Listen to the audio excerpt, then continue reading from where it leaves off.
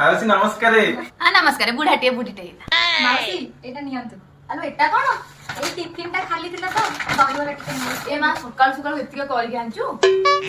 ଏ ମା ବଢିଆ ହେଇଛି। ଆଲୋ ଆମ ବୋଉକୁ କଣ ଏଇଟା ଆସେ? ଏଇଟା ଆସେ ଏଇଟା କେବେ କରେନି, କରିକି ଦଉନି ନା ନିଜେ କରିକି ଖା।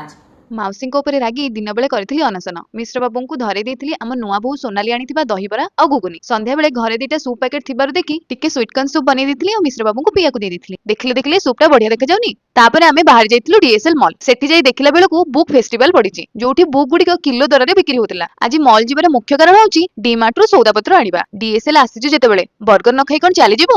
ନାଇଁ ଡିଏସଏଲ ମଲ୍ ରେ ଏମିତି ହୁଏନି। ମିଶ୍ର ବାବୁ ସଙ୍ଗେ ସଙ୍ଗେ ଯାଇ ନେଇ ଆସିଥିଲେ ବର୍ଗର, ଆଳୁ ଭଜା ଆଉ କୋଲ୍ଡଡ୍ରିଙ୍କ୍। ଯେହେତୁ ଦିନରେ କରିଥିଲି ଅନଶନ, ରାତିରେ କଲି ବର୍ଗରକୁ ଚିକେନ ରୋଲ ଭୋଜନ। ଭିଡିଓଟି ଭଲ ଲାଗିଥିଲେ ସବସ୍କ୍ରାଇବ କରିବାକୁ ଭୁଲିବେନି। ରହିଲି, ନମସ୍କାର।